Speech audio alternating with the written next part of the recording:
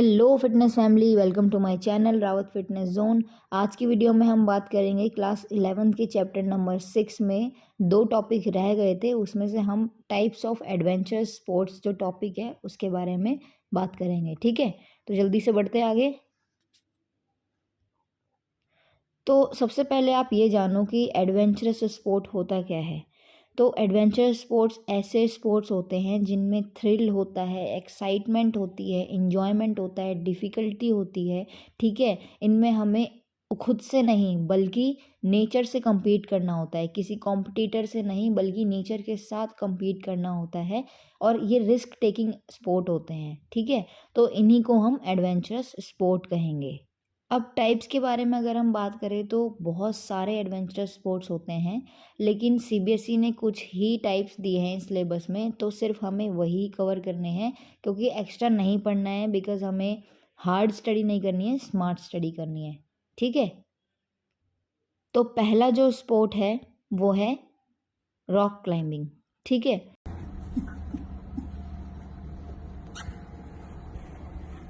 तो जैसे कि आप फोटो में देख रहे होंगे, दो तरीके की रॉक क्लाइंबिंग होती है। पहली नेचुरल रॉक क्लाइंबिंग और दूसरी आर्टिफिशियल रॉक क्लाइंबिंग। जो नेचुरल रॉक क्लाइंबिंग होती है इसमें आपको पहाड़ों पे चढ़ाई करनी होती है। ठीक है, with the help of rope और हार्नेस भी आप पर लगा होता है। और इसी तरीके से सेम आर्टिफिशियल रॉक क्लाइंबिंग में भी होता है, बट यहाँ पे जो रॉक्स होते हैं वो आर्टिफिशियल होते हैं, ओरिजिनल नहीं होते। ठीक है, तो मेरा मानना यह है कि जो भी रॉक क्लाइंबिंग का शौक़ रखते हैं उनको ओरिजिनल से पहले, नेचुरल से पहले आर्टिफिशियल रॉक क्लाइंबिंग करनी चाहिए, ताकि उनको पता चल जाए कि एक्चुअल में होता क्या है, कितनी उनके पास पावर है, क्या उनसे हो पाएगा कि नहीं। ठीक है, टेक्निक्स वगैरह सब उनको कुछ कुछ समझ में आएंगी। अगर हम रॉक क्लाइंबिंग के बारे में और बात करें तो इसका मतलब ये होता है कि एक जो सेट पॉइंट रखा है, मतलब एंड पॉइंट जो है वहाँ तक हमें पहुँचना है बिना गिरे हमें उस एंड तक जाना है। ठीक है, क्लाइंब करके। और जो रूट है वो हम प्री डिफाइंड होता है, मतलब कि आपको पहले से ही डिफाइंड करना है कि हमें इस तरीके से जाना है, इस रूट से जाना है, इस सिंप्लिसिटी से जाना है, ताकि आपके लिए वो ईजी पड़ जाए। तो ये आपका रॉक क्लाइंबिंग होता है। रॉक क्लाइंबर्स में हाईली स्ट्रॉन्ग मेंटल कंट्रोल होता है। हाईली स्ट्रॉन्ग मेंटल कंट्रोल मतलब कि उनका जो माइंड है वो शांत रहता है, हाईली कंसंट्रेटेड रहता है। ठीक है, ऐसे नहीं सोचते कि मुझे यहाँ पैर रखना है और माइंड कंफ्यूज है कि किधर मूव करना है। उनके पास स्ट्रॉन्ग मेंटल कंट्रोल होता है। ठीक है, एजिलिटी होती है, फुर्ती होती है, मतलब फ्लेक्सिबिलिटी होती है, मतलब रेंज ऑफ मोशन उनका ज़्यादा होता है। एंड्योरेंस होता है, मतलब वो जल्दी थकते नहीं हैं। अगर वो थक गए तो फिर उन्हें रॉक क्लाइंबिंग करनी नहीं चाहिए। ठीक है, वेरियस कोऑर्डिनेटिव एबिलिटी होती है, मतलब कि उनका जो माइंड है और बॉडी है वो एक साथ वर्क करता है। तो ये सारी क्वालिटीज़ रॉक क्लाइंबर में होनी चाहिए। ये सारा था रॉक क्लाइंबिंग। ठीक है, अब बात करते हैं दूसरे टाइप की तरफ, वो है ट्रैकिंग।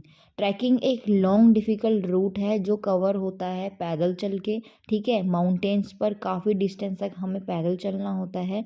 या तो ये हम प्लेजर के लिए, मतलब अपनी खुशी से, अपने मन से करते हैं, या फिर ये एक स्पोर्ट में कंपटीशन में हम पार्टिसिपेट करके करते हैं। ठीक है, ट्रैकिंग के बारे में अगर हम और जानें तो जो ट्रैकर्स होते हैं इनके पास करेज होता है और कॉन्फिडेंस होता है, मतलब जोश होता है और कॉन्फिडेंस होता है कि यस वो कर सकते हैं, वो कर लेंगे चाहे कितनी भी डिफ़िकल्टी आई। लेकिन इसके साथ साथ उनके पास स्ट्रॉन्ग फिजिक होता है। देखो, आपने देखा होगा कि पहाड़ों पे जो लोग होते हैं वो इतना ज़्यादा बोझ लेके, इतना ज़्यादा सामान लेके अपने ऊपर कई डिस्टेंस तक पैदल चल लेते हैं। वो इसलिए क्योंकि उनके पास स्ट्रॉन्ग फिजिक होता है।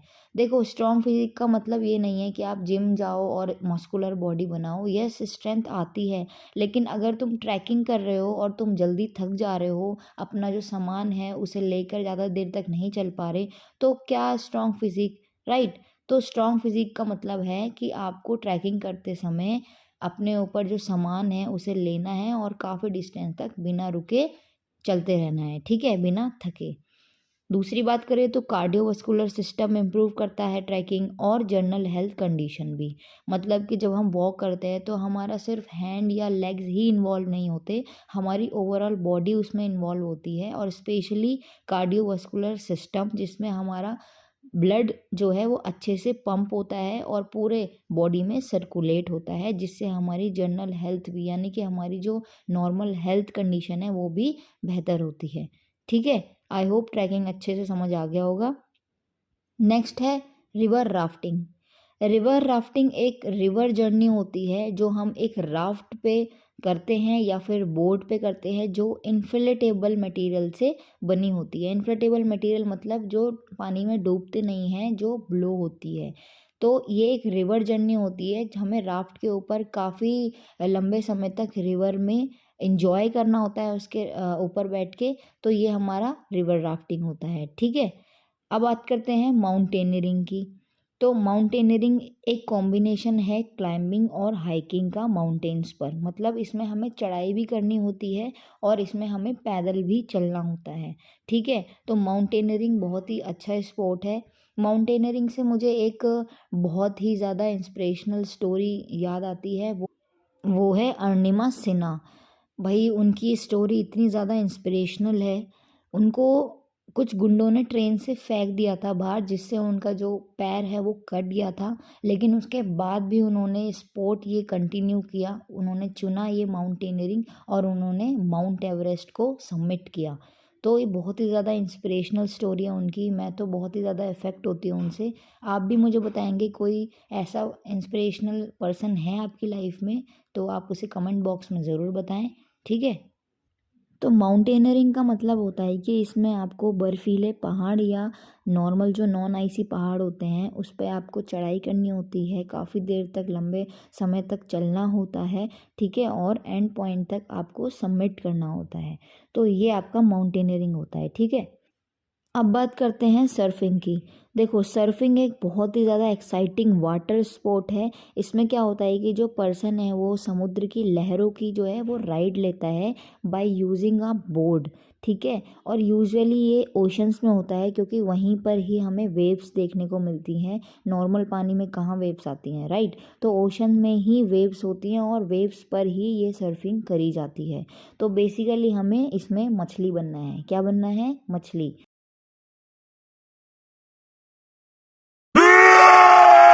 ठीक है, तो आप आई होप आपको समझ में आ गया होगा। अब बात करते हैं पैराग्लाइडिंग की।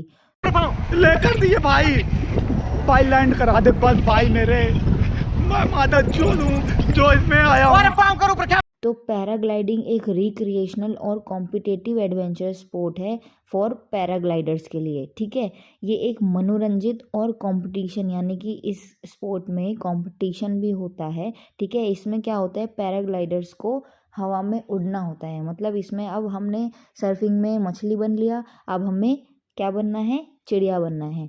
ठीक है, तो जो ये पैराग्लाइडर्स है ये बहुत ही ज़्यादा एक्साइटेड रहते हैं इसे परफॉर्म करने में, बिकॉज़ ये एक्साइटेड गेम है, एक्साइटेड स्पोर्ट है। ठीक है, बहुत ही ज़्यादा रिक्रिएशनल और कॉम्पिटिटिव एडवेंचर स्पोर्ट है। ठीक है, इसमें एक पैराशूट से और हार्नेस से, ठीक है, और हेलमेट के साथ पैराग्लाइडर्स को दिया जाता है ताकि वो फ्लाई कर सके। ठीक है, और इसमें ध्यान देने वाली बात ये है कि जितने भी पैराग्लाइडर्स होते हैं उनको 18,000 फीट के ऊपर फ्लाई करने से रिस्ट्रिक्ट करा गया है। मतलब कि उनको 18,000 की फीट की ऊंचाई तक ही फ्लाई करना है, उसके ऊपर उन्हें मनाही है उड़ने के लिए। ठीक है, तो आई होप आपको सारी ये एडवेंचर स्पोर्ट्स के टाइप अच्छे से समझ में आ गया होगा। देखो मैं तो उत्तराखंड से बिलोंग करती हूँ, तो मैंने बहुत सारे एडवेंचर स्पोर्ट्स परफॉर्म किए हैं, बहुत ही मज़ा आता है। आप भी अपने एक्सपीरियंसेस शेयर करिए मेरे साथ। ठीक है, अपने एक्साइटमेंट, अपने एक्सपीरियंसेस मुझे बताइए कि आपको कौन सा स्पोर्ट आपने परफॉर्म किया है और कितना मज़ा आया। So stay happy, stay positive, stay excited. ठीक है, और पढ़ाई पे भी थोड़ा अभी ध्यान दो, पेपर आने वाले हैं। बाकी कमेंट बॉक्स में आप ज़रूर बताएंगे अपने एक्सपीरियंसेस, और डिस्क्रिप्शन बॉक्स में मैंने सारे नोट्स इस चैप्टर के और क्वेश्चन आंसर भी दे दिए हैं ताकि आपके लिए और इजी हो जाए। तो आपको सिर्फ ये नोट्स पढ़ने हैं और ये वीडियो देखनी है एक बार, और फिर तो आपको कुछ भी पढ़ने की ज़रूरत नहीं है, आप एकदम टॉप करके आएंगे क्लास में। ठीक है, so thank you for watching my channel Rawat fitness zone.